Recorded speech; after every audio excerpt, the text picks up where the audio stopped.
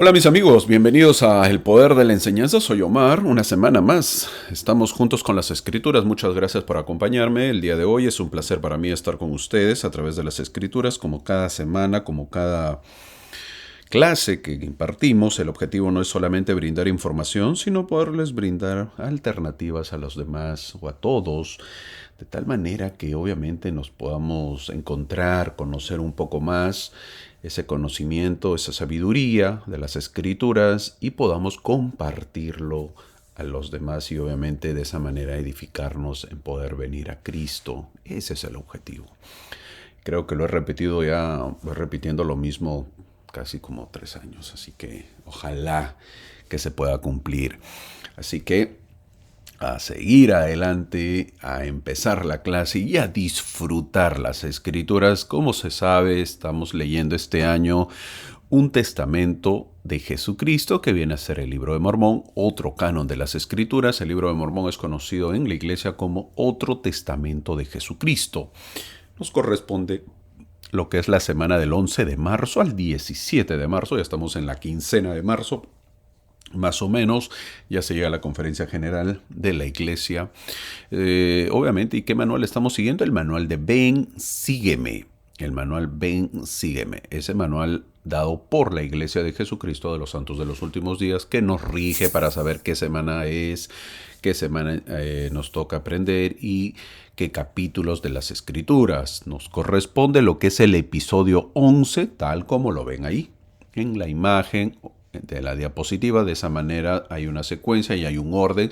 Ustedes quieren saber el orden, ya lo pueden buscar y de esa manera poder seguir el orden de las escrituras. Estamos leyendo el día de hoy Segunda de Nefi, o nos va a corresponder leer esta semana, Segunda de Nefi capítulo 26 al 30. Del capítulo 26 al capítulo 30. El título de la clase del día de hoy es Una obra maravillosa y un prodigio. Es un título, es una frase bien conocida en la iglesia. Siempre se habla, ¿no? Una obra maravillosa y un prodigio. Eso está basado en 2 de Nefi capítulo 27 el versículo 26, que dice: procederé yo, por tanto, a ejecutar una obra maravillosa entre este pueblo. Sí, una obra maravillosa y un prodigio, porque la sabiduría de sus sabios e instruidos perecerá, y el entendimiento de sus prudentes será escogido. Fin del versículo. Así que veremos esta semana, casi la clase va a estar basada en ello, en la obra maravillosa y un prodigio, y que el título, al ponerle el título de la clase, al ponerle la clase ese título, es que podamos aprender qué significa ello. Esta semana veremos la penúltima clase del segundo libro de Nefi. Así que la próxima semana ya lo terminamos. Paciencia y buen humor si de repente el libro de Isaías es un poco tedioso. Bueno, va a llegar a su fin, ya todo tiene su final. Esta semana nos corresponde leer del capítulo 26 al capítulo 30, por lo tanto son, miren cuántas páginas, 7 páginas casi, para leer. Facilito, no es mucho, el libro de Mormón es un libro pequeño, de tal manera que se puede leer en todo el año, así que son 7 páginas. Una vez más, mi amigo, no lo has estado leyendo, pues te invito a leerlo. Todavía estás a tiempo, todavía estamos a tiempo de poder leer y ponernos la meta de poder cumplir este año la lectura del libro de Mormón y terminar el año y decir: un canon de las escrituras lo he leído. Espero que todos, ¿verdad? Que esa es la idea, poder ir aprendiendo. 7 paginitas, yo creo que son muy oportunas de poderlas leer. Esta semana está cargada porque hay mucho material en esta clase, hay muchísimo material. El libro, estos libros o estas clases son pesaditas, ¿verdad? Tiene mucho material. Así que ojalá que nos alcance el tiempo de poderlo ver todo. En el capítulo 26, Nefi repasa algunas de las profecías relativas a la venida de Cristo entre los nefitas, la destrucción de los inicuos entre los nefitas y la salida a luz del libro de Mormón. Eso es lo que va a hablar un poco Nefi. El contenido de este capítulo es muy paralelo al contenido de su visión de la historia del mundo contenida, ¿dónde? Que ya lo vimos en 1 de Nefi capítulo 12 al 15, ¿recuerdan? Es algo muy parecido, es paralelo. Entonces veremos ahora la visita de Jesús a América. Eso es la frase, el título que vamos a poner ahí en las escrituras. La visita de Jesús a América. De eso más o menos es lo que habla. También utiliza Isaías capítulo 29 en este capítulo, explicando así la relación entre los escritos de Isaías y obviamente la visión de Nefi. Nefi profetizó acerca o sobre la venida de Cristo a sus descendientes. Eso lo dice en el versículo 1. Se os manifestará a vosotros, le dice. Así le dice Nefi también a sus descendientes. Nefi no solo predice la aparición de Cristo a los nefitas, sino que también señala que en ese tiempo futuro la ley que gobierna sus vidas cambiará. Los nefitas guardarán la ley de Moisés hasta ese momento. Las palabras que él os hable serán la ley que observaréis, dice el versículo 1. ¿Qué quiere decir? Esto es importante saberlo, hermanos. Cuando dice que los nefitas van a guardarla, no lo dice, pero hay que entenderlo. Los nefitas guardarán la ley de Moisés hasta ese momento. ¿Por qué? Porque ellos son judíos, vienen con la ley de Moisés, todavía cumplen en América la ley de Moisés, la ley mosaica. ¿Hasta cuándo? Como dice el versículo 1 que se ha marcado, hasta que las palabras que Cristo os hable serán la ley que observarás hasta ese día. Por lo tanto, Nefi explica claramente no solo la persona de Cristo, sino también el significado de Cristo al cumplir la ley de Moisés, ¿verdad? Porque hay propósitos, hay objetivos. Él espera con ansias el día en que el Mesías pues imponga una nueva ley. ¿Crees que este libro lo inventó José Smith? Haciendo ahí, empezando eso, como siempre les doy algunas pautas. ¿Creen ustedes que este libro lo inventó José Smith? Miren lo que habla acerca de Moisés, de la antigua ley de Moisés, y que cuando Cristo venga va a dar una nueva ley. Mira los detalles que él pone en las escrituras con respecto a la doctrina del Evangelio. Muy complicado que lo invente José Smith, complicadísimo. Una vez más, esto él lo tradujo, no lo inventó. Hay mucho detalle, haz la prueba. Bueno, yo sé que no lo vas a hacer, pero si quieres hacer un libro, inventar un libro y poner todos estos detalles, wow, tomaría mucho tiempo. Creo que en la próxima clase les voy a poner acerca de unas concordancias o se llama referencias cruzadas, también le llaman. Es cuando cojo un versículo y ese versículo se parece a otro versículo o tiene relación con otro versículo. Entonces, eso se llama una referencia cruzada o habla algo parecido. En la Biblia hay muchísimas referencias cruzadas y en el libro de Mormón hay referencias cruzadas con la Biblia. Wow, es un mundo.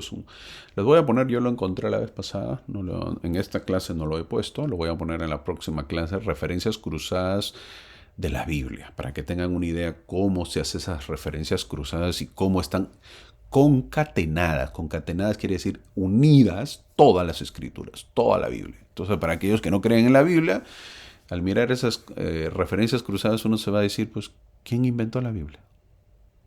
No es invento. Y ahora lo mismo. Hago esta mención porque creer que José Smith inventó este libro, no, de verdad que no. Es dificilísimo, imposible. Yo lo diría imposible que lo haya inventado. Nefi previó con vívidos y desgarradores detalles las destrucciones y devastaciones infligidas a sus propios descendientes malvados que se opondrían a los profetas y rechazarían al Salvador. Él tiene esa visión y lo dice. Todo registrado con igualmente vívidos detalles, eso está en tercera de Nefi, capítulo 8 y el 9, ¿verdad? Tal como sucedieron. Pero Nefi tuvo esa visión y lo plasma un poco acá. Las guerras en el versículo 2 que estamos leyendo preceden a la visita de Jesús al nuevo mundo, en el versículo 2. Estas son las guerras que ocurren antes de la venida del Salvador al Nuevo Mundo, o sea, América, y que se relatan al final del libro de Alma y a través del libro de Elamán. En eso también está, ¿verdad? Nefi vio todo eso y lo plasma y lo dice de las guerras. Nefi combina las señales del nacimiento de Cristo con las señales de su muerte en el versículo 3.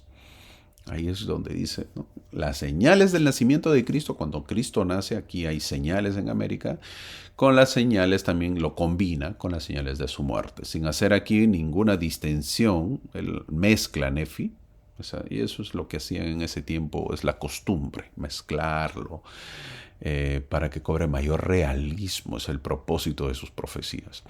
De hecho, su atención se centra en la venida del Mesías, que en realidad tiene dos significados posibles: el nacimiento de Cristo en Jerusalén y su aparición en la abundancia, que viene a ser América. Para Nefi, el evento de la abundancia es el más importante, ya que es el que le ocurrirá a su pueblo, a sus descendientes. El versículo 3, Nefi, es bien claro: qué grande y terrible será ese día para los malvados, porque perecerán, dice el versículo 3. ¿Por qué? ¿Por qué van a perecer? Porque rechazan a los profetas. Eso lo vamos a ver más adelante. Imagínense, Nefi vio ello. También vio como el Jesús o el Mesías nace en Jerusalén, pero él habla más acerca de América, la venida de Cristo a las Américas. Les explica un poco al pueblo por qué, porque ojo, que antes que venga va a haber catástrofe, les dice. Cuando Cristo venga a las Américas, muchos malvados van a perecer, y el motivo es porque habían rechazado a los profetas. Si no entendemos, entonces, ¿cuál es la misión de un profeta? Ahí vemos la imagen de nuestro profeta, el presidente Russell M. Nelson. Deberíamos hacerlo porque son los enviados de Cristo. El rechazarlo, estamos rechazando a Dios. No adoramos a un profeta, pero no podemos rechazarlos y menos apedrearlos, pues con nuestra indiferencia. De esa manera se rechaza a un profeta. Ya lo dijo Nefi, que su pueblo, muchos van a morir antes que Cristo venga a la tierra de la abundancia. ¿Por qué? Porque rechazaron a los profetas. ¿Y nosotros? Ahí está la pregunta. ¿Nosotros cómo vamos? ¿Aceptamos o no? Estos 3 versículos describen las destrucciones en las Américas en el momento de la muerte y la resurrección de Cristo. Eso lo vamos a ver más adelante, obviamente, ya casi para terminar el libro en tercera de Nefi. Vemos que la destrucción de los nefitas orgullosos y malvados, según el versículo 4, es un tipo de la forma en que los malvados serán destruidos también en la segunda venida de Cristo. Pone semejanzas. Así como fueron destruidos cuando Cristo vino a las Américas, algo parecido ocurrirá cuando Cristo venga en su segunda venida. De esto aprendemos que las señales en los cielos y las destrucciones sobre la tierra fueron catastróficas, dicen los versículos 5 y 6. Catastróficas. No deberíamos esperar menos con la segunda venida, que ya lo sabemos, también serán catastróficas. Al ver todo esto, Nefi sintió por primera vez este dolor cuando vio la visión de la historia de su pueblo. En el versículo 7 siente el dolor Nefi. ¿Por qué? Porque ve que muchos mueren. Oh, el dolor y la angustia de mi alma por la pérdida de los de mi pueblo, dice que serán muertos. El Señor siente este mismo dolor piadoso por sus hijos malvados. Para Nefi no es fácil ver todo esto y quizás puede reclamar, pero sabe y lo sabe muy bien que las vías son justas en el versículo 7. Entonces, ¿cómo reclamar si es justicia lo que se está viendo? Es complicado. Cómo él intercede si él ve que corresponde la justicia. Entonces es difícil.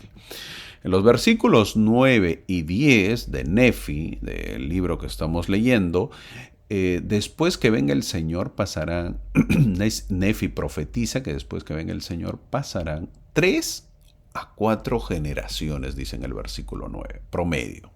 Cristo viene a las Américas y de ahí pasarán 3 a 4 generaciones más o menos. Y en las cuales esas generaciones, por haber venido Cristo, ellos vivirán en paz.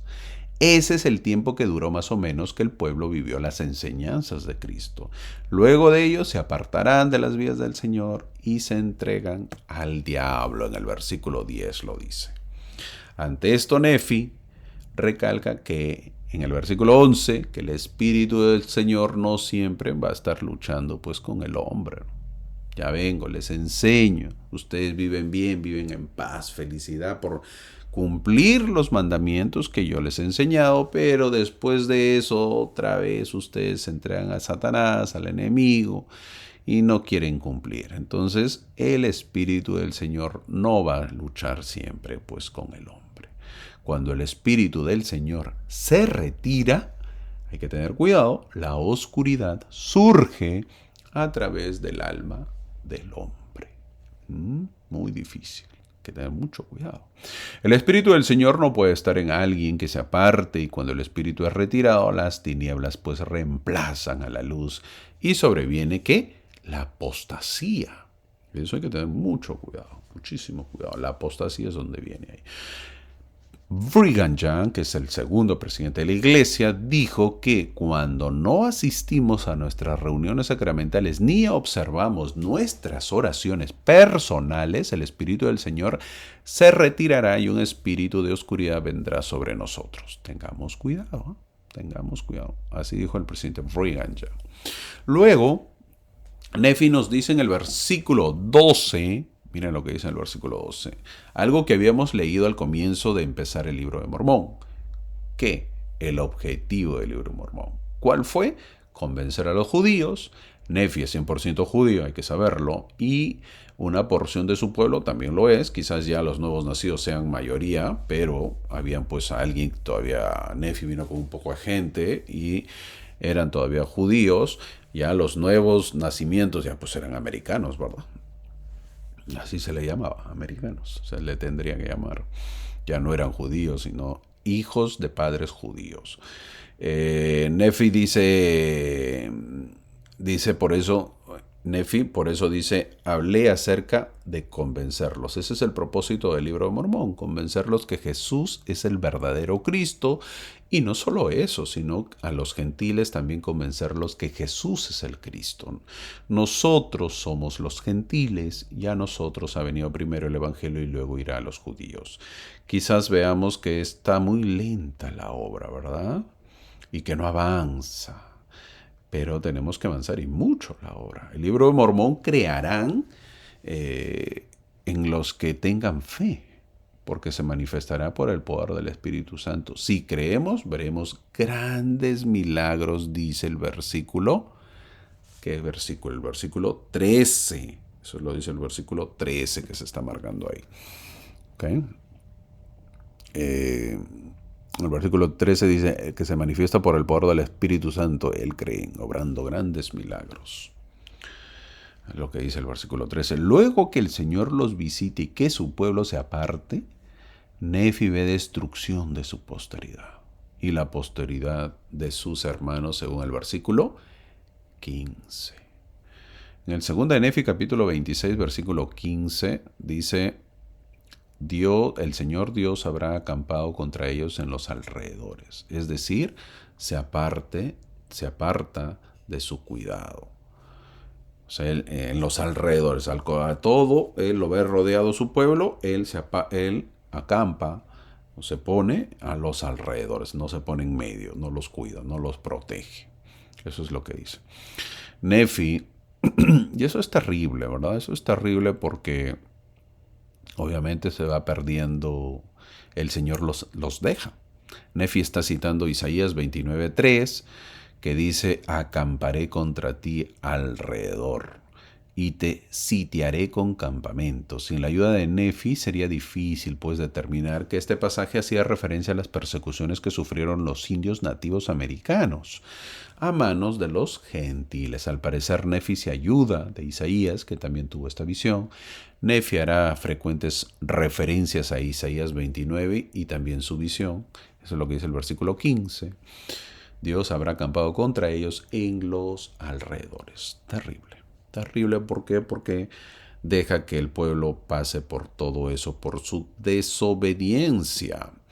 Ahora Nefi habla del futuro de sus hermanos, de cómo han caído en la incredulidad, explica lo que les sucederá en el versículo 19. Dice: serán heridos por la mano de los gentiles.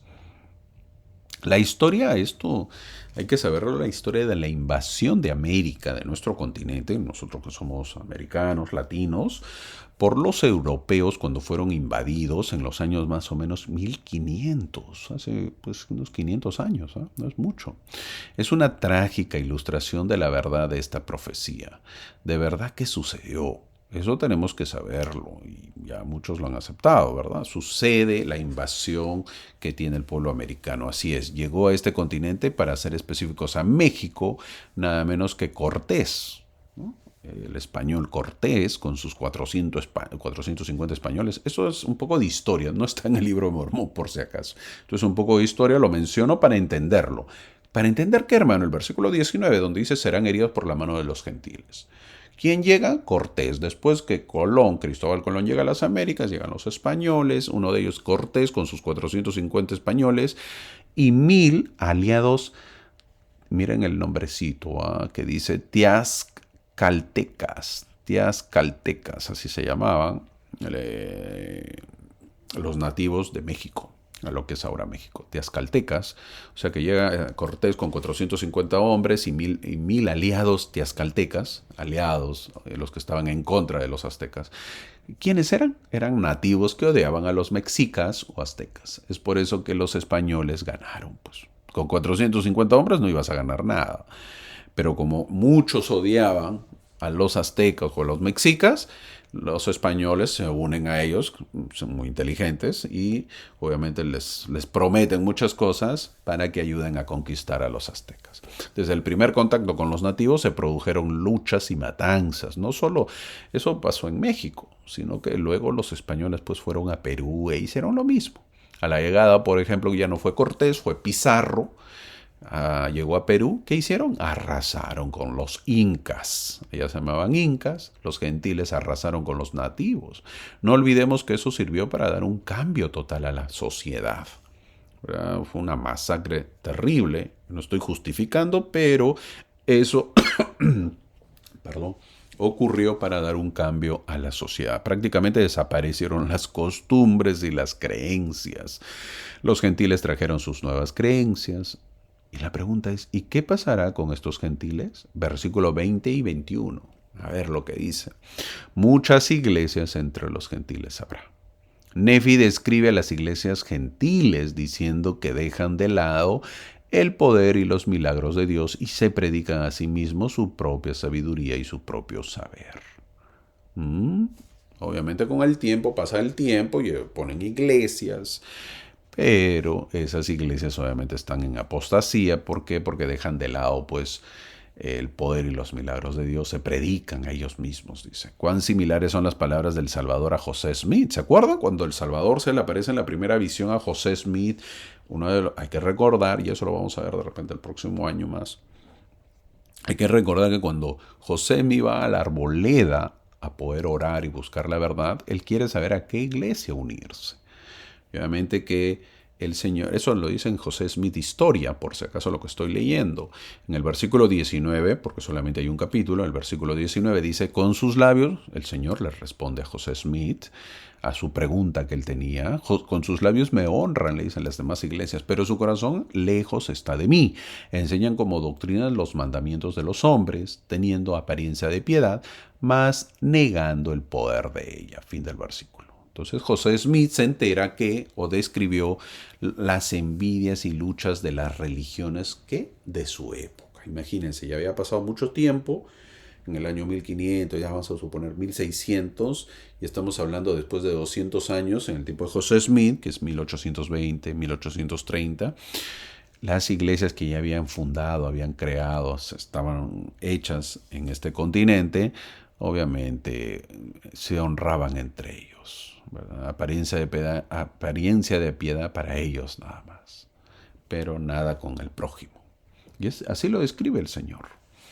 En el versículo 22 de este capítulo también hay combinaciones secretas, dice el versículo 22. Hay muchos que dicen que los gentiles trajeron también el evangelio, sí, un evangelio distorsionado, por cierto, el que vino a las Américas, donde habían combinaciones secretas. ¿verdad? Eso es un evangelio distorsionadísimo. Y entre ellos habían combinaciones secretas. Los gentiles que llegaron, que vienen a ser los españoles, con los nativos trajeron pues el evangelio, los sacerdotes católicos, obviamente, y les obligaban a los nativos pues a aceptar el evangelio. Cosa terrible, pues, o sea, no lo puedes hacer así, así no funciona el evangelio. Era un evangelio distorsionado donde habían pues combinaciones secretas, donde el evangelio había sufrido a manos de la apostasía que había en ese tiempo, pero vamos conociendo los caminos de Dios, que todo lo hace con un propósito. Tuvieron que pasar 200 años para que llegue el nuevo evangelio. En el versículo 24 dice que Él no puede o Él no hace nada menos que sea para el beneficio del mundo. Poco a poco se iba acomodando todo para que la restauración del evangelio se pueda dar. Todo eso. Eso fue el motivo. No iba a ser pues en un día, ¿no? Tuvieron que pasar años para que se pueda dar el inicio de la restauración del evangelio. Se necesitaba con urgencia que el evangelio restaurado esté presente, el Dios lo sabía, y mueve las fichas, se podría decir, de tal manera que el evangelio pueda llegar. Un Dios todopoderoso desea que todos participen de ese nuevo evangelio en el versículo 27 que se está marcando. Un Dios amoroso desea que todos tengan el privilegio de conocer la verdad, dice el versículo 28. Dios sabía que el evangelio existente necesitaba cambios, eso lo tenía claro. Necesita la intervención divina, habían distorsionado pues todo, ¿no? Una apostasía total. Entonces, por lo tanto, necesita una cirugía. No restaurar lo que ya estaba, sino restaurar toda la iglesia. Dios sabía que el evangelio existente necesitaba cambios, necesitaba la intervención divina, habían distorsionado todo, habían las superchorías sacerdotales que consistían en que los hombres prediquen y se erigieran en luz del mundo, dice el versículo 29 que se ha marcado. Existía eso, las supercherías sacerdotales. El Elder Oaks, que es consejero en la actualidad del presidente Nelson, Dallin Oaks, explicó que este término describe con la misma precisión a aquellos dentro de la iglesia que se erigen como una luz para el mundo con la intención de ganarse la alabanza del mundo. Sí, con la prédica del evangelio estás pensando, una vez más, si con la prédica del evangelio estás pensando en lucrar o en la alabanza, no es el camino correcto, mi amigo. Cuando los líderes se erigen como luces para sus congregaciones, pero no predican el evangelio puro y pleno, cuando su interés es ganar popularidad personal y ganancias financieras en lugar de cuidar a los pobres y atender las necesidades de sus semejantes, se dedican en mayor o menor grado a la práctica de la superchería sacerdotal. Y ojo que hay muchos canales que prácticamente hacen eso, la superchería sacerdotal. Y esto obviamente es ganar, pues lucrar. Lucrar es ganar dinero. ¿Cuántos hacen el objetivo de los videos por ganar dinero? O ganan dinero. Y otro por ganar fama, por ganar la alabanza pues del mundo. Y se cambia. Y es más, muchos hablan de las escrituras en algunos mensajes, en algunos mensajes de ahí de YouTube. Y obviamente hablan todo light.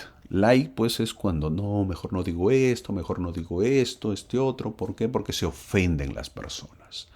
Les cuento algo. Una de mis hijas, tengo dos hijas, una de mis hijas me dijo, ¿por qué las clases dominicales no duran 10 minutos, papá? ¿Por qué, papito?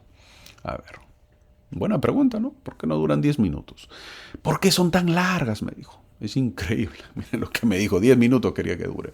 Muchos líderes, ¿verdad? Muchos líderes caen en ese juego para no perder audiencia, para no perder asistencia. Y es terrible, pues, ¿no? Es cuando no se toca algunos temas porque si no la alabanza y el lucro ya no están presentes. Hermano, no toque ese tema. Hermanito, no sea controversial. Hermanito, no hable de eso, etcétera, etcétera. Es decir, ocultamos la verdad. Nos gusta creer que vivimos en el paraíso cuando sabemos que falta mucho en la obra y que tenemos que acelerar. Eso es buscar el bien de Sion. En el versículo 29 dice. Obvio que para muchos pareciese duro pero es amor. Es por eso que el Señor ha dicho que todos tengan caridad. La caridad es amor, dice el versículo 30. Es bien sabido que la caridad es el amor puro de Cristo. Eso es la caridad. Por encima de todos los atributos de la piedad y de la perfección, la caridad es el más devotante deseable. La caridad es más que el amor, mucho más. Es el amor eterno, el amor perfecto, el amor puro de Cristo que permanece para siempre. Tener caridad no es hablar suavecito y no ofenderlo.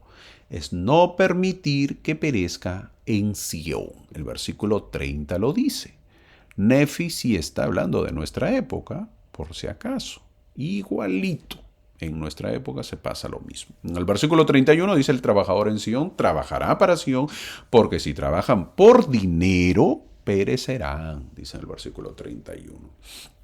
El enorme crecimiento de la iglesia mormona, no les gusta que digan mormona, pero bueno, la iglesia mormona, ha creado pues una interesante explosión cultural mormona. ¿Se han dado cuenta? Hay libros, hay videos, o vídeos, hay música, accesorios, lo que sea, han sido producidos y adaptados al mercado mormón.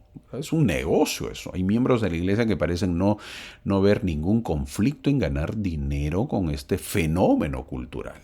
Los escritos de Nefi advierten a los miembros de Sion sobre los motivos de sus esfuerzos. Por ejemplo, voy a poner un buen ejemplo de cómo realizar las labores en Sion con motivos puros. Y eso se ve en la obra del elder, no sé si lo sabían, en la obra del elder LeGrand Richards. LeGrand Richards, no sé si han oído hablar de él, pero es muy conocido. No sé si sigue vivo, creo que ya no. Él fue un gran amante de la obra misional. El elder Richards donó todas las ganancias de su obra, y él hizo una obra conocida, muchos ya los viejos, los jóvenes de repente no han escuchado, pues se llamaba una obra maravillosa y un prodigio justamente. Las ganancias de esa obra, de ese libro que él hizo, lo donó al Fondo Misional, todas las ganancias al Fondo Misional General de la Iglesia. El prefacio de su libro dice: este libro ha sido preparado y publicado sin ninguna remuneración monetaria para el autor. Nada.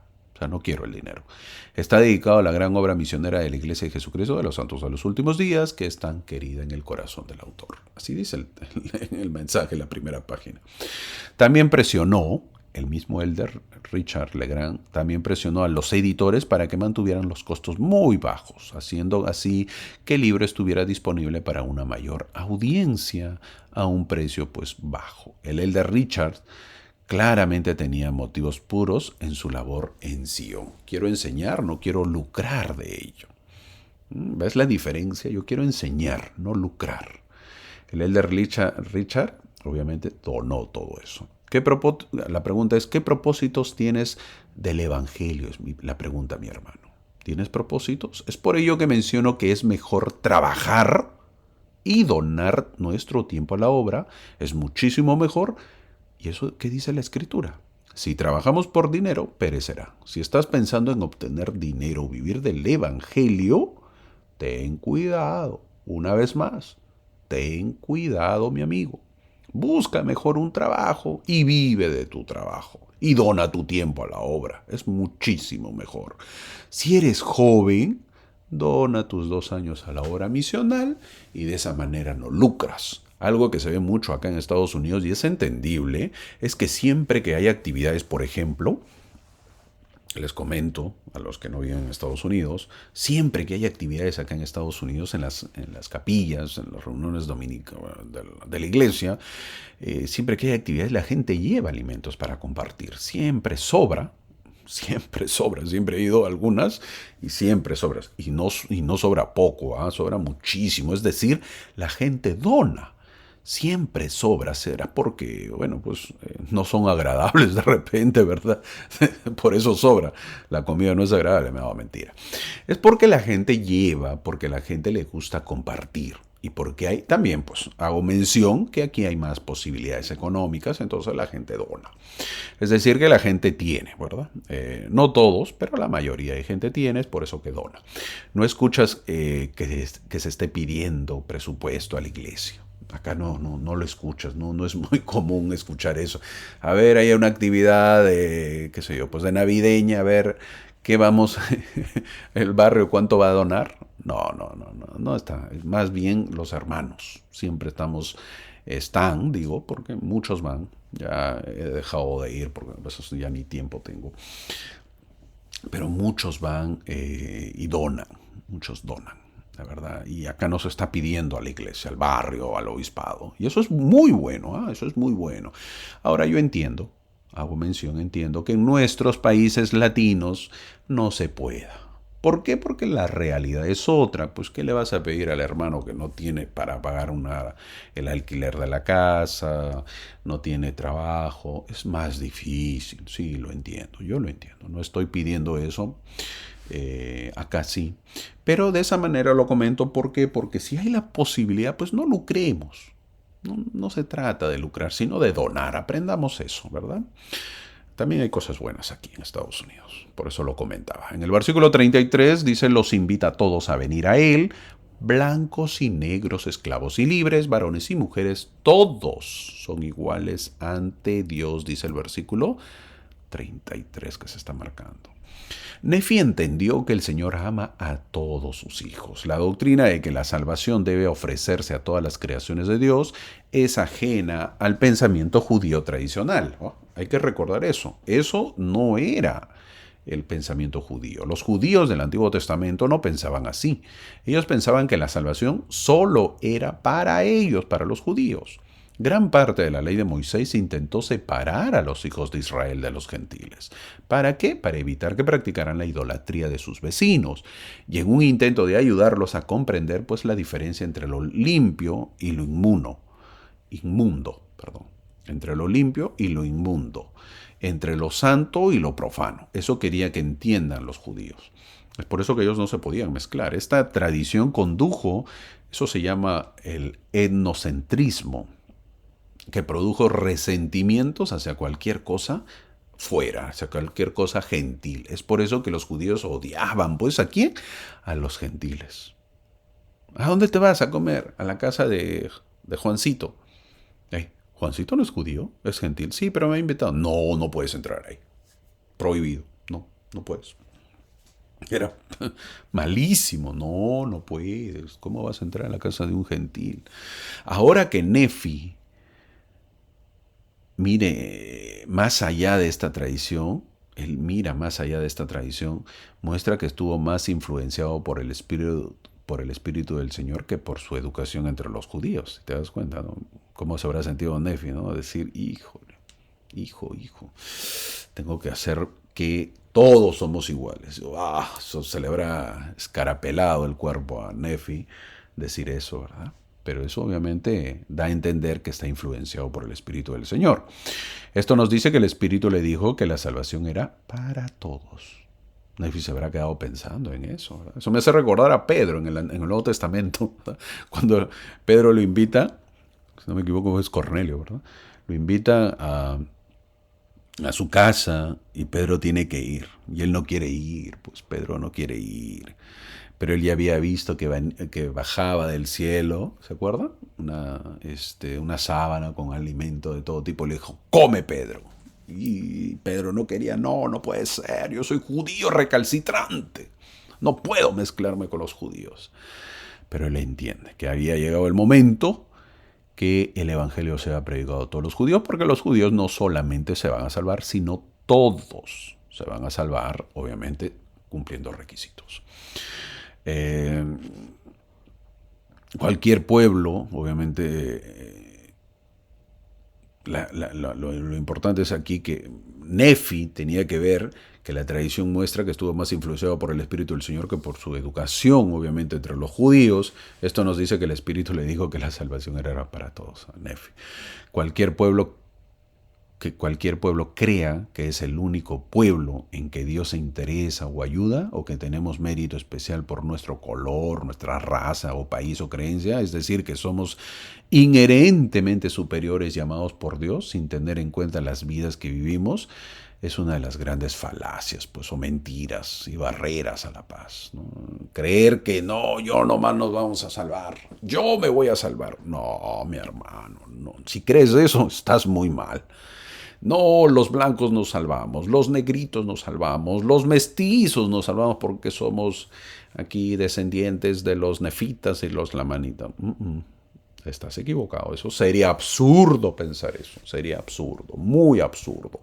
Entonces Nefi aquí se da cuenta que la salvación es para todos, hombres, mujeres, niños y adultos, de toda la raza, de todos los colores y en cualquier lugar. Obviamente va a haber requisitos, pero es para todos. El elder James Faust ya murió, ¿verdad? Fue consejero de la primera presidencia, también fue apóstol. Él dijo, espero que todos podamos, lo que leemos ahí en la diapositiva, espero que todos podamos superar cualquier diferencia de cultura y raza. En mi experiencia, ninguna raza o clase parece superior a otra en espiritualidad, espiritualidad y fidelidad. La paz espiritual no se encuentra en la raza o cultura o nacionalidad, sino más bien a través de nuestro compromiso con Dios y con los convenios y ordenanzas del Evangelio. ¿Dónde está eso? En la revista Insight en el año 95 que dijo el elder James Faust. Lo pueden buscar, ahí lo van a encontrar. Pero también el elder Russell Ballard, apóstol de la iglesia, dijo, nuestro Padre Celestial ama a todos sus hijos por igual, perfecta e infinitamente. Su amor no es diferente por sus hijas que por sus hijos. Nuestro Salvador, el Señor Jesucristo, también ama a hombres y mujeres por igual. Su expiación y su evangelio son para todos los hijos de Dios. Durante su ministerio terrenal, Jesús sirvió a hombres y mujeres por igual. Sanó tanto a hombres como a mujeres y enseñó tanto a hombres como a mujeres. Por ejemplo, la fe, el arrepentimiento, el bautismo y el don del Espíritu Santo son requisitos para todos los hijos de Dios, independientemente del género. Género quiere decir hombre o mujer. Lo mismo se aplica a los convenios y las bendiciones del templo. La obra y la gloria de nuestro Padre es realizar la inmortalidad y la vida eterna del hombre. Dice Moisés, capítulo 1, versículo 39. Él, Jesús o Dios, ama a todos por igual y su mayor regalo, el don de la vida eterna, está disponible para todos. ¿Dónde dijo eso? En la revista Insight en noviembre del año 93. Hermoso, bello. No hay excusa. Todos, mi hermano, todos tenemos la oportunidad de ser salvos, todos. Para los estudiosos y amantes de Isaías, ojo, solamente estudiosos y amantes de Isaías, en este capítulo Nefi menciona o hace referencia a Isaías en algunos versículos. Nefi era un amante de Isaías, adoraba a Isaías Nefi. Será porque tenía las planchas, ¿verdad? Y se basa de ello. Pero veremos las profecías que se han cumplido y que tienen que ver con la iglesia. En el 2 de Nefi, capítulo 27, versículo 1, dice, todas las tierras del mundo estarán ebrios de iniquidad. Todas las tierras del mundo estarán ebrios de iniquidad. El mundo estará lleno de maldad. Nosotros presenciamos eso. Vemos eso en las noticias y en las redes. Cada vez más la maldad nos sigue asombrando. Según la justicia de Dios, los malvados no pueden ser destruidos hasta que se cumplan ciertas condiciones. Entonces estos versículos nos dicen que en los últimos días el mundo será corrupto. Eso es lo que nos dice. En los últimos días el mundo será corrupto. Estas condiciones son que el pueblo haya llegado a tal estado de maldad que el Señor esté justificado para castigarlo. Pues, no queda otro. Castigo. Y que haya sido suficientemente advertido también por los profetas. Ojo, el pueblo tiene que ser advertido por los profetas. Es advertido por los profetas. Si no cumplen y caen en demasiada maldad, obviamente que ya viene el castigo. Si un pueblo no ha sido advertido, entonces no hay pecado. Eso hay que tenerlo bien claro. Entonces podemos ver un modelo en muchas otras sociedades que han sido ya destruidas por el Señor. Primero, por ejemplo, fue el diluvio. Eso lo vemos ¿dónde? En Génesis capítulo 6, versículo 5. Dice, y vio Jehová que la maldad de los hombres era mucha en la tierra. Eso es lo que dice en Génesis capítulo 6, versículo 5. Y vio Jehová que la maldad de los hombres era mucha en la tierra, y que todo designio de los pensamientos del corazón de ellos era de continuo solamente el mal. Fin del versículo. Así dice Génesis. Entonces, ¿qué pasó? Obviamente que el Señor mandó el diluvio, pues, ¿no? Obviamente Noé no fue el profeta, el Noé fue el profeta de la advertencia, porque el pueblo no le dio igual. Entonces viene el castigo. Este modelo se repitió con la destrucción de Sodoma y Gomorra, por ejemplo, también. Fue destruida de tal manera que hasta el día de hoy lo único que queda son despojos. También los judíos fueron destruidos en el meridiano de los tiempos en el año 70 después de Cristo, que siempre lo he mencionado. También fueron destruidos los jareditas. Una parte de los nefitas en el momento de la venida de Cristo fueron destruidos por su maldad. Y los nefitas antes de su destrucción final también fueron destruidos. Lo notable de la profecía de Nefi es que en los últimos días todas las tierras del mundo alcanzarán tal estado de maldad que estarán maduras para la destrucción. Serán terribles. Hay que tener cuidado. El versículo 2 habla de lo terrible que será la naturaleza con sus truenos y terremotos. Ahora veremos cómo Nefi nos habla de un escrito de las planchas de oro. Eso donde dice en el versículo 7. El libro estará sellado. Okay, nadie, lo que dice en el versículo 7. Nefi entiende que la referencia de Isaías 29:11, ¿eso donde dice, hermano? Ahí está, Nefi 29:11, con respecto de un libro sellado que habla Isaías, y Nefi lo entiende, se refiere a las planchas de oro. La parte sellada de estas planchas ha generado algunas especulaciones y en el versículo lo dice, habrá una revelación de Dios desde el principio del mundo hasta su fin, dice el versículo 7. Entonces, ¿qué contiene la porción sellada? ¿Cuándo podremos leer esa porción sellada? ¿De qué está hablando? Al inicio hablamos, nosotros, hermano, ya me perdí, ¿de qué está hablando usted? Ok, vamos con calma. Punto. Paramos. Hacemos un paréntesis y vamos a hablar. ¿Se acuerdan que al comienzo hablamos de cómo estaba conformado las planchas de oro? E hice esta reseña yo acerca del libro de Mormón. ¿Se acuerdan? Y también mencioné que José Smith no tradujo todas las planchas. Una vez más, Moisés no tradujo todas las planchas. No, hermano, sí. Bueno, pues tienes que regresar a la primera clase. Ahora cree nada más ya lo que yo digo. Entonces José Smith no tradujo todas las planchas. ¿Por qué? Porque había una parte de las planchas que estaban selladas y que no se tradujeron. Ah, ya está. Toda esa parte no se tradujo. No es poco, ¿eh? ¿Y qué contenía, hermano, esas planchas selladas, esa parte sellada? Obviamente pues estaba sellada, no se sabe, pero se intuye, ¿verdad? No hay otra manera. ¿Por qué? Por las revelaciones, que el libro de Mormón responde a ambas preguntas. Nefi explica que el libro sellado contiene una revelación que cubre los acontecimientos de la historia del mundo entero, desde el principio del mundo hasta el fin del mismo. Veamos qué dijo el profeta José Smith. José Smith dijo lo siguiente con respecto a la parte sellada, que está señalada en rojo. Pablo ascendió al tercer cielo y pudo comprender las tres etapas principales de la escalera de Jacob, las glorias o reinos celestial, terrestre y celestial, donde Pablo vio y escuchó cosas que no le era ilícito expresar. Explicaré 100 veces más, dice José Smith, de lo que jamás he explicado de las glorias de los reinos que se me manifestaron en la visión, si se me permitiera y el pueblo estuviera preparado para recibirlas. Por lo tanto, no lo voy a explicar. ¿Por qué? Porque el pueblo no está preparado. ¿Y por qué? Porque obviamente no se me ha permitido. ¿Dónde dice eso, hermano? En Enseñanza del Profeta José Smith, página 304. Joseph Fielding Smith, presidente de la iglesia, dijo con respecto a esta parte sellada: ahora el Señor nos ha puesto a prueba como miembros de la iglesia. Nos ha dado el libro de Mormón, que es la parte menor, para edificar nuestra fe. Edificar nuestra fe. Miren, interesante lo que dice el presidente Joseph Fielding Smith. Mediante nuestra obediencia a los consejos que contiene y cuando nosotros mismos, miembros de la Iglesia, estamos dispuestos a guardar los mandamientos tal como nos han sido dados y a mostrar nuestra fe como lo hicieron los nefitas durante un corto periodo de tiempo, entonces el Señor está listo para sacar a la luz el otro registro y entregárnoslo. Pero no estamos preparados para recibirlo. ¿Por qué?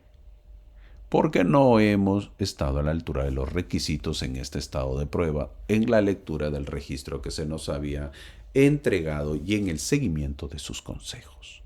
¿Cuándo dijo eso? Informe la conferencia en el año 61, en la conferencia general. Eso está ahí, lo tienes que buscar. Y eso dijo el presidente Joseph Fielding. Ojo, esto ocurrirá antes de la segunda venida, que tiene que ser abierta la parte sellada y ser traducida. ¡Wow! Va a ser todo un acontecimiento grandísimo. Entonces Nefi habla acerca del libro de Mormón y quienes verán las planchas de oro, también habla Nefi. ¡Wow! ¿Verdad? Es importantísimo. ¿Qué tal visión que tuvo Nefi? Es fenomenal, sinceramente. En el versículo 12 menciona de 3 testigos lo verán por el poder de Dios. El versículo 12. Hay una diferencia significativa entre lo que experimentaron los 3 testigos y lo que vieron los 8 testigos. Hay que saber que el libro de Mormón tuvo testigos, 3 testigos y 8 testigos. Y hay diferencia entre los 3 y los 8. Una vez más, ¿crees que José Smith inventó esto? Imagínense poner parte de la historia, coger escrituras, agarrar escrituras, buscar escrituras, compararlas con Isaías, que es terrible Isaías, y ponerlas o plasmarlas en el libro de Mormón, que hablaba de él y de los testigos que tenía que tener. No, hermano, no. Ya si estás pensando eso, bueno, ¿qué te puedo decir? Sigamos. En lo que dice el versículo 12 dice, 3 testigos lo verán por el poder de Dios.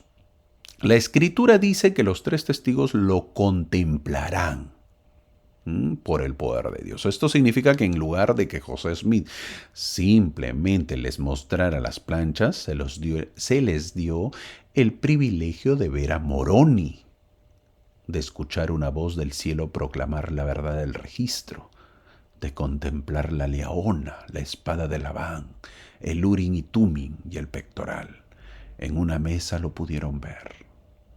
Sí, mi hermano. Dice el registro que 3 testigos pudieron ver las planchas. Y no solamente eso. ¿Qué más? Lo pudieron ver a Moroni. No solamente eso. ¿Qué más? La espada, la leona, la espada de Labán, el Urim y Tumim, el pectoral. Todo vieron. Imagínense. ¿Qué tales testigos? Los 8 testigos, en cambio, vieron las planchas solamente. En el versículo 13 dice, nadie más que la vea salvo unos pocos por la voluntad de Dios. Eso dice el versículo 13. Ahora dice también, salvo unos pocos. Esto hace referencia a los 8 testigos. A los 8 testigos, como se describió anteriormente, se les permitió manipular las planchas, tocarlas, ¿verdad? Moverlas, mover hoja por hoja, algo así. Eso es manipular las planchas. Esto contrasta con 3 testigos que no manipularon las planchas. Hay también más, los 3 testigos no lo manipularon, es Oliver Cowdery, Martin Harris y David Widmer, que fueron los 3 testigos, no manipularon las planchas. Pero imagina, ¿qué vas a manipular las planchas si lo tenía el ángel Moroni ahí? No, hermano, yo calladito acepto nomás, ya no queda otra. Los 8 testigos no se les presentó el ángel, pero ellos pudieron manipular. Es lo que dice la historia, ¿ok? Hasta ahora estoy leyendo lo que dice la historia, o narrando lo que dice la historia. En cambio ahí el ángel Moroni les pasó las páginas, ¿verdad? No me toquen, yo lo voy a pasar las páginas. Eso es lo que ocurrió con los 3 testigos. La historia de Mary Widmer, hay otra testigo, esto no, yo sé que no lo sabías y te la comento. La historia de Mary, así como en español sería María, ¿no? María Widmer es interesante, Mary Widmer. Estoy seguro que no lo has oído. Ella había estado haciendo grandes sacrificios en la casa de los Widmer para permitir que el trabajo progresara, y un día, mientras realizaba cansadamente sus labores, vio al ángel Moroni. Así dice la historia. ¿Quién le mostró las planchas? La historia la cuenta su hija, quien le había preguntado a José dónde estaban las planchas. Y vamos a ver lo que dice textualmente, porque eso lo estaba contando, pero ahora hay cosas que yo lo tengo que leer al pie de la letra. Así que si tienen dudas, ya Vean ustedes. Él dice lo siguiente: vi algo que me llevó a creer que las planchas estaban colocadas u ocultas en el granero de mi padre. Francamente le pregunté a Joseph si mi suposición era correcta y él me dijo que sí. Algún tiempo después de esto, mi madre, Mary, iba a ordeñar las vacas cuando se encontró cerca del patio con el mismo anciano, o elder, a juzgar por su descripción de él, que le dijo, se refiere a Moroni, el anciano: has sido muy fiel y diligente en tus trabajos, pero estás cansada a causa del aumento de vuestro trabajo. Conviene, pues, que recibáis un testimonio para que vuestra fe sea fortalecida. Entonces le mostró las planchas. Mi padre y mi madre tenían una gran familia, por lo que la incorporación a ella de José, su esposa Emma y Oliver aumentó en gran medida el trabajo y la ansiedad de mi madre.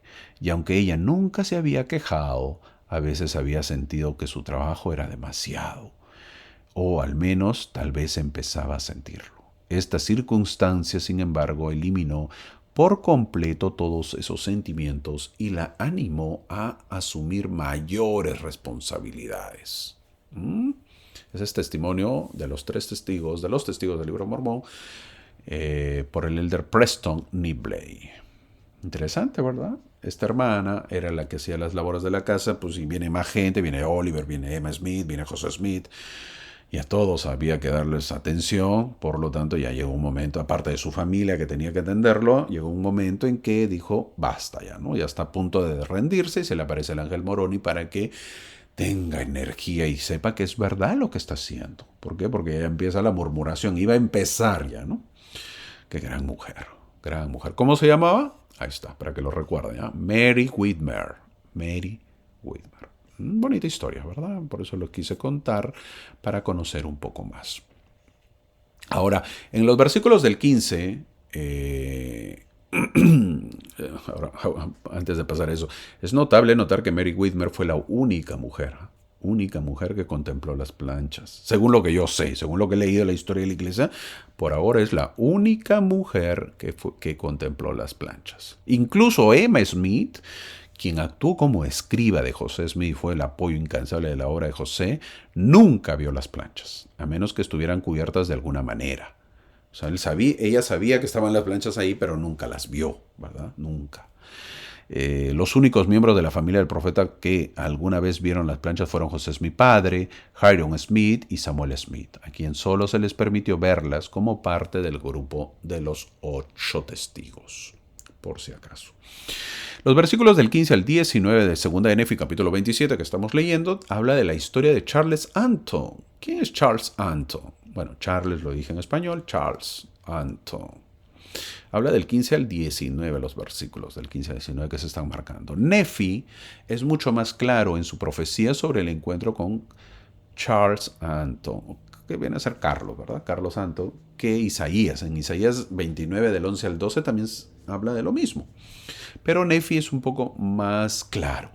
Mire el siguiente pasaje, el Señor dice ahí, mire el siguiente pasaje, el Señor Dios le dirá a José Smith, a quien entregará el libro: toma estas palabras que no están selladas y entrégaselas a otro, a Martin Harris, para que las muestre a los eruditos. ¿A quién? Charles Anton, diciendo, lee esto, te lo ruego. Y los sabios dirán, Charles Anton, traed acá el libro y los leeré. Martin Harris registra esta historia. Historia real. Él dice lo siguiente, voy a leer lo que dijo Martin Harris. Fui a la ciudad de Nueva York y presenté los caracteres que habían sido traducidos con su traducción al profesor Charles Anton, un caballero célebre por sus logros literarios. El profesor Anton afirmó que la traducción era correcta, más que cualquier otra. Él había visto antes traducidos del egipcio, entonces le mostré los que aún no estaban traducidos, y él dijo que eran egipcios, caldeos, asirios y árabes, y dijo que eran caracteres verdaderos. Me dio un certificado certificando a la gente de Palmira que eran verdaderos caracteres y que la traducción de los que habían sido traducidos también era correcta. Tomé el certificado y lo guardé en mi bolsillo, y justo salía de la casa cuando el señor Anton me miró o me llamó. Me devolví y me preguntó cómo se enteró el joven que había planchas de oro en el lugar donde las encontró. Le respondí que un ángel de Dios se lo había revelado. Entonces me dijo, déjame ver ese certificado, por favor, otra vez. En consecuencia, lo saqué de mi bolsillo y se lo di cuando él lo tomó y lo hizo pedazos, diciendo que ya no existía tal cosa como ministrar ángeles y que si le llevaba las planchas, él las traduciría. Le informé que parte de las planchas estaban selladas y que tenía prohibido traerlas. Él respondió, no puedo leer un libro sellado. Lo dejé y fui con el doctor Michel, quien aprobó lo que el profesor Anton había dicho, respetando tanto los caracteres como la traducción. Esto se cumple. ¿Dónde está, hermano, esa historia? Historia de la Iglesia, volumen 1, página 20. En inglés. Todavía está en inglés, pero lo pueden encontrar en español, ya lo que se ha traducido y conocido, lo que cuenta Martin Harris. El elder Neil Maxwell, profeta de la iglesia, apóstol de la iglesia, no llegó a ser profeta, Neil Maxwell, dijo, esta no es únicamente una referencia al profesor Anton, ya que se usa el pronombre plural ellos, por si acaso, no uno, sino ellos en plural. La referencia sugiere una mentalidad de la mayoría de los eruditos del mundo, quienes en general no toman el libro de Mormón en serio. Incluso cuando lo leen, en realidad no lo leen, excepto con una mentalidad que excluye los milagros, incluido el milagro de que el libro surja por el don y poder de Dios, dijo el elder Neil Maxwell. Fin del comentario. La historia de la restauración de la iglesia me fascina, sinceramente, a mí me fascina. Y creo que luego haré una clase de solamente la historia de la iglesia. Me encantaría hacerlo. Yo creo que lo voy a hacer. Después de terminar todas estas clases, creo que iré a hacer de la historia de la iglesia porque es importante conocerlo. Hay muchísimas cosas que aprender, que han sucedido y muy poco a veces se sabe. Hermano, al leer este libro debemos encontrar lo bonito y maravilloso y tener un corazón con deseo de aprender y que el Señor nos haga saber la verdad. En este capítulo estamos leyendo los testigos del libro de Mormón, pero los que se oponen no hablan de ellos.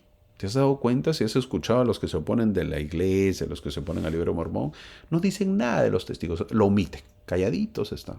¿Y qué fue con los testigos? O sea, ¿qué? ¿Los inventó también? No hablan los que se oponen, ¿verdad? La iglesia, al libro de Mormón, no hablan que hubieron 3 testigos y que luego 8 testigos más. ¿Cómo hacer eso? En el versículo 22 se le dice que sellará otra vez el libro. Se le dice que sellará el libro otra vez. Obviamente después que se termina, se selló, se terminó y goodbye. Eso es lo que sucedió con las planchas.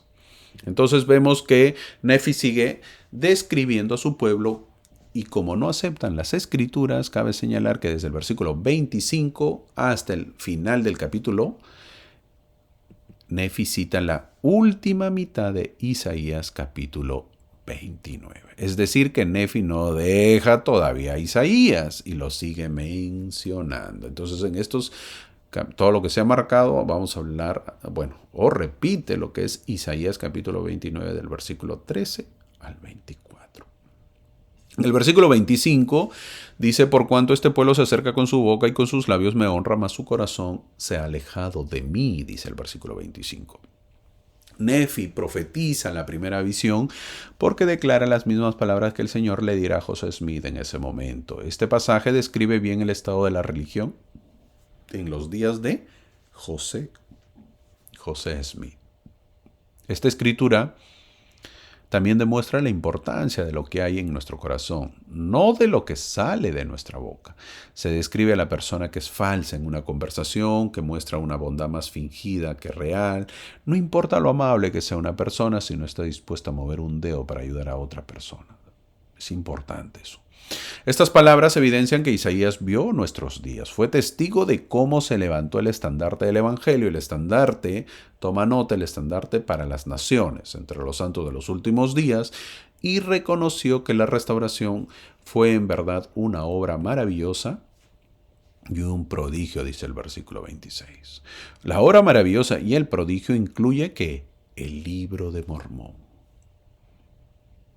Eso incluye la obra maravillosa y el prodigio, el libro de Mormón, la restauración del sacerdocio y de la iglesia y la presencia de los profetas de los últimos días en la tierra. pero es incluso más que estas cosas. Es la restauración de todas las cosas, incluido el establecimiento nuevamente de Sion en la tierra. ¿Pero a qué se debe que aparezca una obra maravillosa y un prodigio?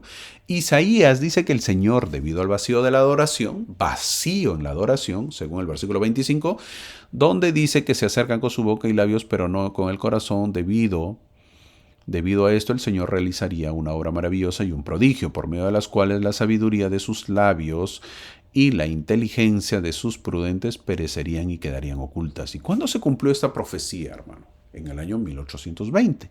En la primera visión le dijeron a José Smith lo mismo.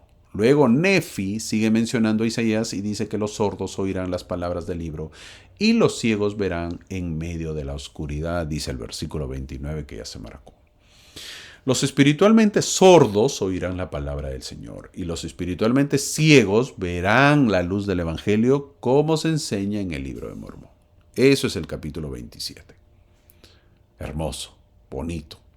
Léelo con tranquilidad, marca los versículos que te agradan, que te gustan y obviamente reflexiona y medita que el profeta Nefi ha querido que estudiemos y aprendamos. Llegamos al capítulo 28. Nefi se sintió obligado, dice en el versículo 1, eso es lo que significa constreñir, obligar. Nefi se sintió obligado por el Espíritu a registrar sus profecías de los últimos días. Cuando uno habla por el poder del Espíritu Santo, las palabras pronunciadas se cuentan como escritura. Todo lo que hablen cuando sean inspirados por el Espíritu Santo será escritura. Debido a este principio, Nefi sabía que las cosas que el Espíritu lo obligaba a decir seguramente sucederían. Aquí hago un paréntesis. Sinceramente esto ya es demasiado para un escribiente, de verdad. Un escribiente como José Smith. Si es que lo está inventando, no pues, jamás lo haría, es ya imposible de imposibles. Lo que hace Nefi es muy complicado. Habla él, luego lo pone a Isaías y luego vuelve al libro que va a salir y luego habla otra vez de Isaías y luego vuelve a profetizar que saldrá el libro que José Smith está traduciendo. Hacer esas mezclas no es fácil. Es muy complicado. Tienes que tener una visión total, grande de tu obra y anotar todos los detalles para ver dónde lo vas poniendo y aún así vas a corregir muchísimas veces antes de llevarlo a la editora, que lo vuelve a corregir la editora, por cierto. Pero según la historia de la traducción dicen que José Smith traducía de corrido. Bueno, no creía en nadie José Smith cuando traducía de corrido y no regresaba él a ver dónde se había quedado. No. Él seguía adelante. ¿Cómo lo hacía? Interesante, ¿eh? Monstruo era. Monstruo en lo bueno, en todo ese poder que él tenía, José Smith. Una vez más, alguien que cree que José Smith lo inventó es porque no sabe nada de literatura o de la escritura de un libro. Por si acaso. Quería hacer ese comentario, ¿ya? Cierro paréntesis porque de verdad a veces veo que critican el libro y digo, pues léelo. Lee el libro de Mormón a ver y creen que José Smith lo inventó. ¿No? Es imposible. Volviendo a la historia, Nefi ha visto lo que sucederá, que sus planchas serán traducidas en un libro y dice en 2 de Nefi capítulo 28 versículo 2, las cosas que se escribirán en el libro serán de gran valor. ¿Se puede estimar la importancia del libro Mormón para la Iglesia de Jesucristo de los Santos de los Últimos Días? José Smith exclamó que era la piedra angular de nuestra religión, pero es más que eso. Es la mejor de todas las herramientas misioneras, por cierto. Es la única historia existente de las primeras Américas. El pacificador doctrinal y el arma secreta, de la iglesia en la lucha contra los poderes de Satanás en los últimos días, en los últimos tiempos. José Smith dijo, un hombre se acercaría más a Dios si cumpliera sus preceptos que si siguiera cualquier otro libro. Es decir, mejor sigue el libro de Mormón antes que sigas otro libro que te acerque a Dios. Eso lo dijo en Enseñanzas del profeta José Smith. Nefi también vio cómo sería en el tiempo de José Smith cuando saldría a la luz el Evangelio. El versículo 3 habla de las iglesias, dirán yo soy la del Señor, dirán las iglesias. Nefi en este capítulo describirá las iglesias sectarias de los últimos días. Es útil hacer una lista de las cosas que caracterizan a estas iglesias. En el versículo 3 dice, ellos declararán esas iglesias, yo soy la del Señor.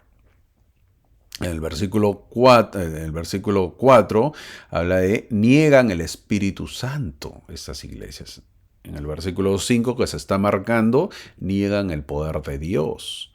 Esas iglesias dirán que ya no hay milagros porque Dios ha terminado su obra en el versículo 6. Imagínense. Ahora también enseñan falsas doctrinas en el versículo 12. Se han corrompido a causa del orgullo, también dice el versículo 12. Roban a los pobres, dice el versículo 13. Todo lo que hacen estas iglesias, enseñan falsas doctrinas, se corrompen, roban a los pobres. Miren lo que dice el versículo 13, agárrense aquí. Llevan ropa fina. ¿Cómo vas vestido a la iglesia de repente? Ver a veces a los pastores, a los líderes, con hermosos trajes, trajes costosísimos, es a veces un poco incoherente. Hay que tener un poco de coherencia, ¿verdad? Es complicado. Pues mira lo que dice ahí el versículo 13. Llevan ropa fina. ¿Te imaginas? Persiguen a los mansos y a los pobres, dice el versículo 13 también. Todos se han extraviado menos unos pocos, dice en el versículo 14. El versículo 16 habla que estas iglesias injurian contra lo bueno. Injurian contra lo bueno. Estas características describen las iglesias de la época de José Smith, de cómo eran, de cómo son también en nuestro tiempo, ¿verdad? A veces uno mira ciertos mensajes a ciertos evangelistas y pues los miras con unos trajes impecables, ¿no? Unos trajes, unas corbatas, unos nudos, toda la modernidad. Yo no digo que andemos harapientos, ¿verdad? Si tienes las posibilidades está bien, pero hay que ser un poquito coherentes también con el evangelio, con el prójimo, ¿verdad? Anda con tu traje, sí, un traje cómodo, mediano, dentro de las posibilidades. ¿Por qué? Porque en la iglesia puedes encontrar que tu hermano tenga hambre, mi amigo. ¿Por qué? Porque en la iglesia puedes encontrar que tu hermano no tenga trabajo, no haya comido una semana, un día, 2 días, 3 días. Y uno no puede darse el lujo de andar con un buen traje, con joyas. No es malo, pero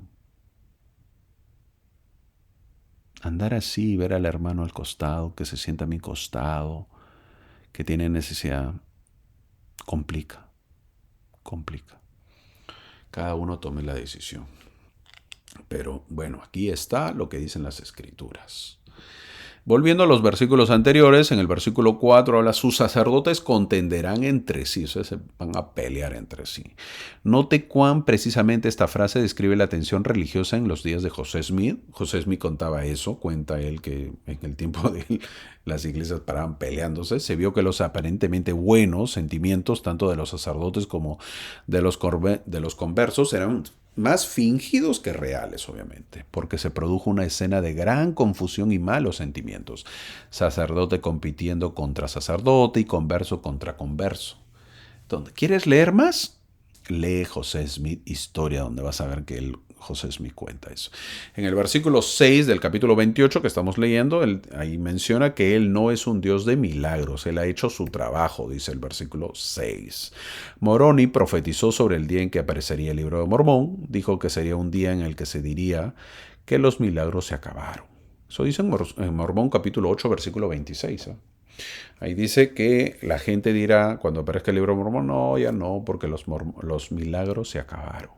Explica la falsedad de esta doctrina, es decir, con la Biblia se acabó todo y ahora tenemos que esperar. Tenemos que sentarnos a esperar porque con la Biblia es suficiente.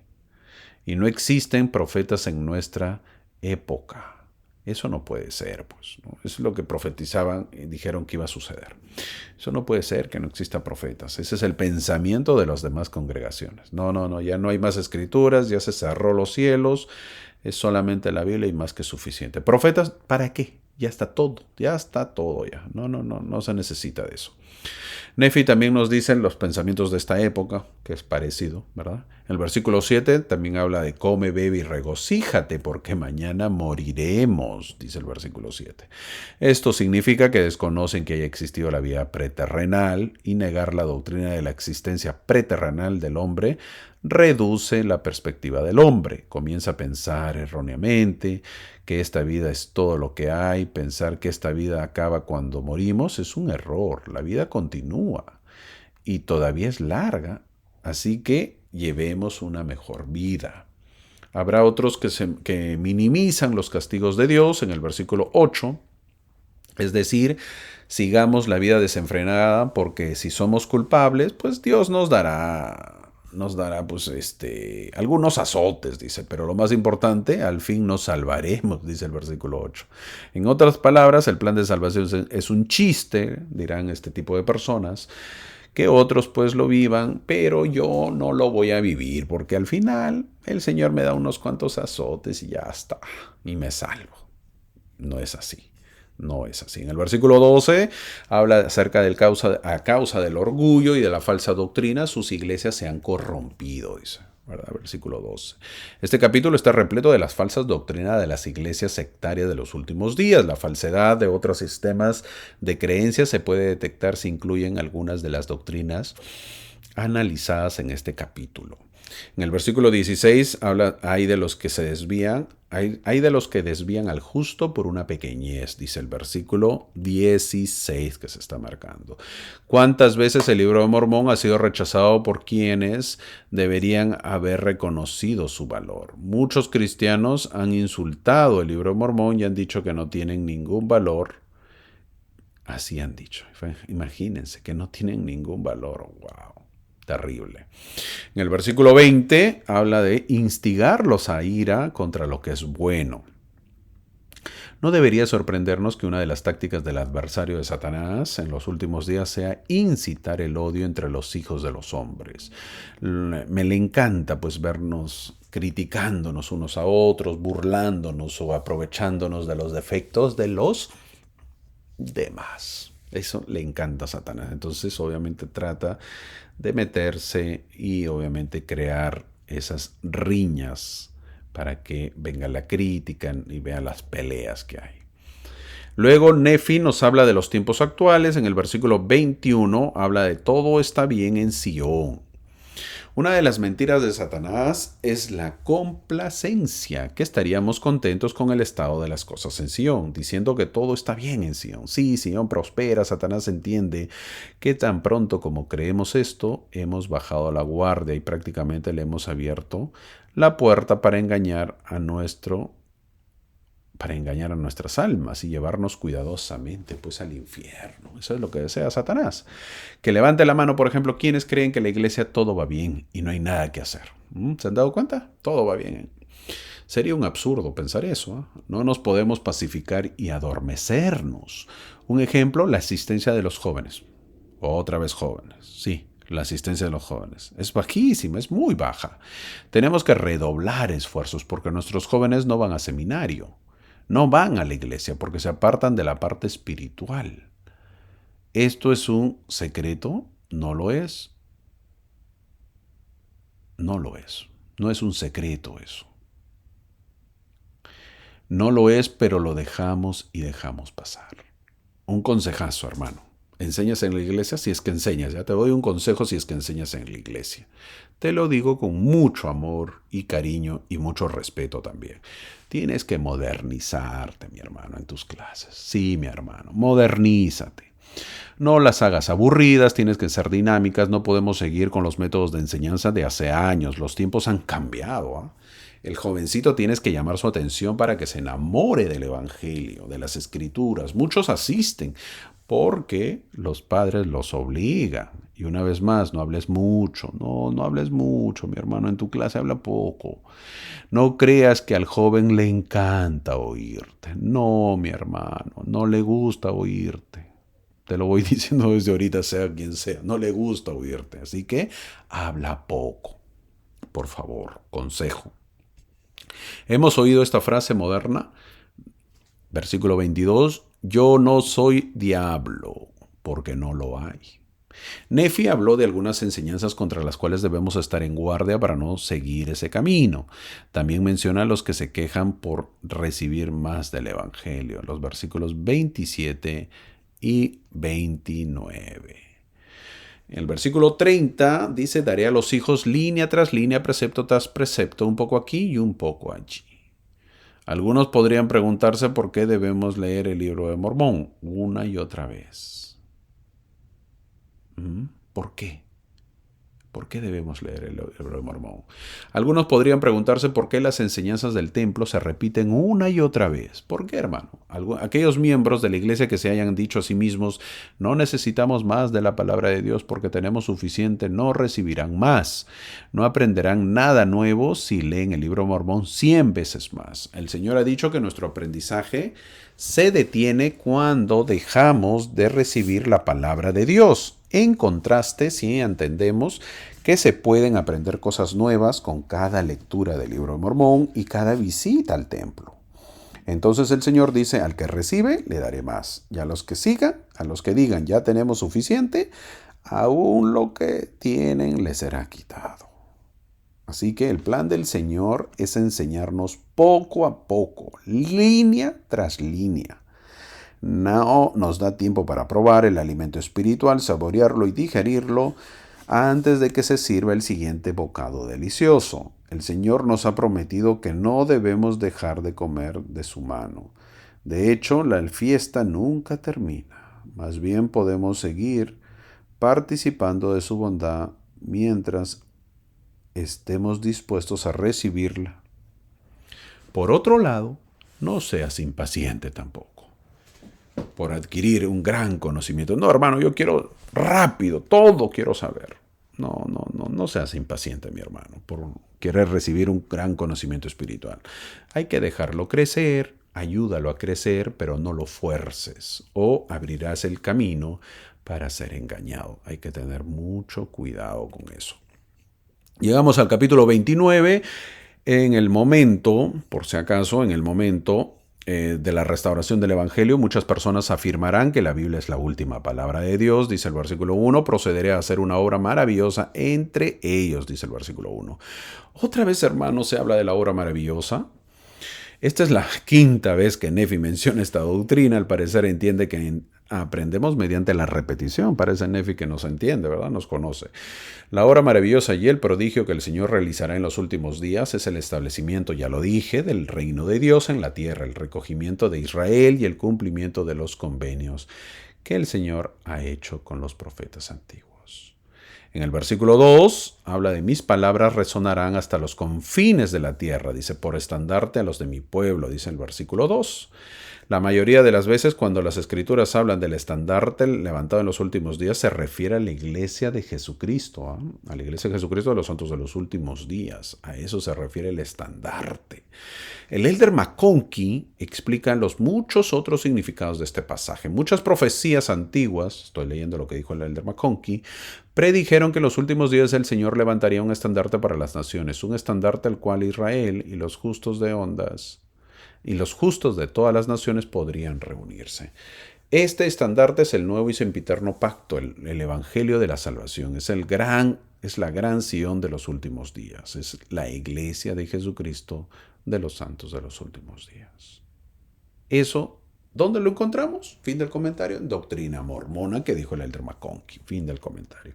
Tenemos que acelerar el paso entonces. Tenemos que amar nuestra iglesia y tenemos que trabajar por la iglesia. En el versículo 3, una Biblia. Tenemos una Biblia, dice. La mayoría de los misioneros, los que hemos sido misioneros, que han servido en un país cristiano, han escuchado este argumento de boca de alguien. Es el principal argumento contra el libro mormón. No, hermano, ya tenemos una Biblia, ya con eso basta y sobra. ¿Lo has leído? Calladito se queda. ¿De qué sirve que tengas uno si ni lees eso? El argumento es de lo más tonto, sinceramente. Recordemos que los judíos en el tiempo de Jesús lo rechazaron por el pretexto de ser leales ¿a qué? A la ley mosaica, a la ley de Moisés. Por eso rechazan a Jesús. Los judíos rechazan a Jesús ¿Por qué? Porque ellos eran leales a Moisés. No, no, vino Jesús, no, no, a ti no te aceptamos. Ay, ay, ay. Sin saber que la ley mosaica exigía la aceptación de Jesús como el Cristo. O sea, no sabías, no lo interpretabas, pues. El propósito de la ley de Moisés era enseñar y testificar de Cristo. Ahora, ese es también el propósito del libro de Mormón, siendo el libro más cristocéntrico. Mira esta palabrita, cristocéntrico. Así lo llaman algunos líderes de la iglesia. Me he copiado, no es mi palabra inventada. Cristocéntrico, ¿por qué? Porque el libro de Mormón se centra en Cristo. Es el único libro cristocéntrico jamás escrito. ¿Por qué? Porque es mucho más que la Biblia. El libro de Mormón habla de Cristo, sin embargo es rechazado en nombre de la lealtad a la Biblia. ¿Te imaginas? ¡Wow! ¿Cómo podemos hacer eso, verdad? Del versículo 4 al 6, el Señor los llama necios. Así los llama, del versículo del 4 al 6, a los que solamente se aferran a la Biblia. En el versículo 8 les pregunta, ¿por qué murmuráis por tener que recibir más de mi palabra? Les dice en el versículo 8, cuando debemos estar agradecidos por tener más escrituras y más conocimiento del plan de salvación. Algo que tenemos que saber y siempre recordar es que su obra no está terminada. Pero ya, obviamente, creen muchos que ya está terminada. En el versículo, eso lo menciona el versículo 9. Una vez más, algo que tenemos que saber y siempre recordar es que su obra de Dios, de Cristo, no está terminada. La doctrina de que la Biblia es toda la palabra de Dios implica falsamente que Dios ya no puede hablarle al hombre, que ya no tiene la capacidad o la intención de comunicarse con sus hijos, que su obra ha terminado. El estado actual de maldades en el mundo demuestra claramente que el Señor aún no ha terminado su obra, no se ha rendido con sus hijos y nunca lo hará. Así que para los que piensan que con la Biblia es suficiente, el Señor les dice que no supongan que contiene todo, pues en el versículo 10.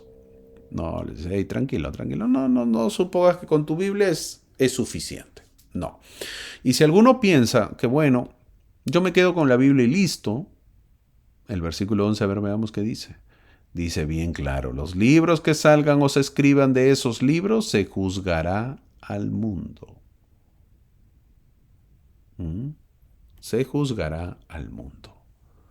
Así que ya depende de nosotros. Si decimos, no, solamente con la Biblia me quedo. Bueno, ahí está. Va a venir el juicio y va a haber problemas. Va a venir el juicio y va a venir problemas. Así que el versículo 11 lo dice. Llegamos al capítulo final, que es el capítulo 30. ¿De qué habla este capítulo? De los judíos, de los gentiles, de la restauración y del recogimiento. Este es el capítulo final de esta clase y habla de eso. Nefi nos dice que aquellos gentiles que se arrepientan y reciban a Cristo como su Salvador llegarán a ser el pueblo del pacto del Señor. Son efectivamente adoptados en la casa de Israel. En el versículo 2 lo dice. Por el contrario, aquellos judíos que rechacen a Cristo serán desechados como si nunca se les hubiera hecho ninguna promesa. Luego menciona que los que reciban el Evangelio serán una gente pura y deleitable, dice el versículo 6. Ahora dice pura. Ahí, pura. Por cierto, ¿sabías tú que en el original, el original, sí sabes, ¿verdad? José Smith lo que tradujo, no lo escribió él, pero su escribiente, él en el original decía blanco. Así como lo escuchas, decía blanco. Es decir, serían una gente blanca y deleitable. Pero el profeta José Smith, en la edición de 1840, porque hubo una revisión del libro Mormón, lo cambió de blanco a puro, y qué bueno. Porque en estos tiempos serían muy desagradable leer gente blanca y deleitable, ¿verdad? Sería muy terrible estar leyendo eso. Sobre todo que la mayoría de latinos pues no somos blancos. Nefi también nos dice de una profecía que todavía no se cumple. Y eso dice en el versículo 7, que los judíos que están dispersos también comenzarán a creer en Cristo. Eso es una profecía que se va a ir cumpliendo.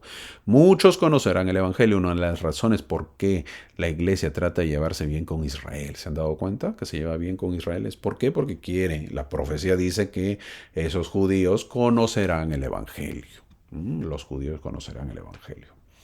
Irán aceptando, pues. Por eso hay que llevarse bien con Israel, no queda otra. Para poder hacer cumplir esta profecía tenemos que hacerlo, tenemos que hacer que ellos puedan creer en Cristo. ¿Qué más veremos en la segunda venida? En el versículo 10 dice, el Señor Dios causará una gran división entre el pueblo.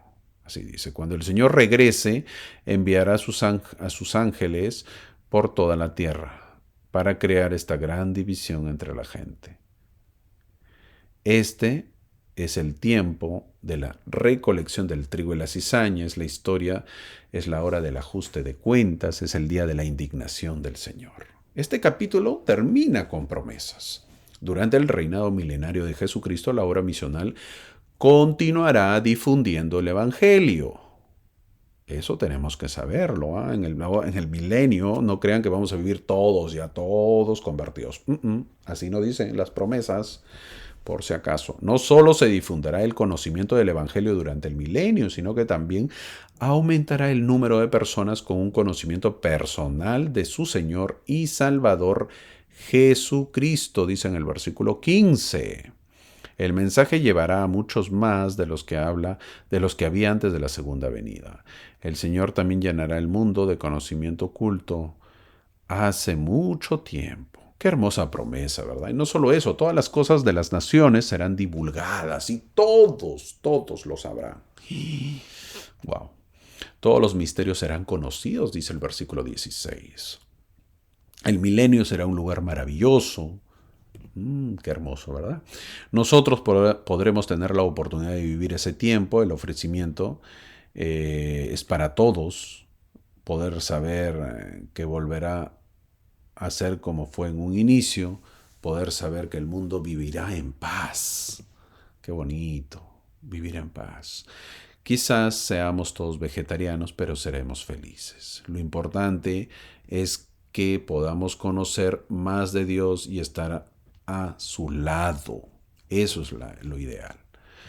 Ese es el objetivo, poder conocer más del Evangelio y poder hacer todas las cosas y todas las ordenanzas necesarias. Esta clase ha sido un poco extensa, un poquito larguita, pero Isaías es así y creo que mereció la pena. Terminamos esta clase sabiendo que las promesas de Isaías, así como de Nefi, grandes profetas que el Señor ha llamado, no queden en el aire, no sean escuchadas y queden allí. Sino, mi hermano, ha sido llamados esos hombres a pasar dificultades y hacer esas profecías y escribir en planchas para que nosotros lo tengamos, con el objetivo de salvar nuestras vidas, de que nos acerquemos más a Cristo, seamos un pueblo agradecido, unas personas agradecidas. Te invito que leas las Escrituras. Nuevamente, estás a solas, hazlo. Estás acompañada, hazlo. Estás en un lugar donde puedes disponer de tiempo, lee tus Escrituras. Poco a poco irás aprendiendo y de esa forma podrás disfrutar el Evangelio. Te invito a que tengas una hermosa semana. Te espero la próxima semana para poder seguir aprendiendo lo que es el libro de Mormón. Y la próxima semana se termina el segunda de Nefi. Así que gracias por acompañarme y te espero la próxima semana.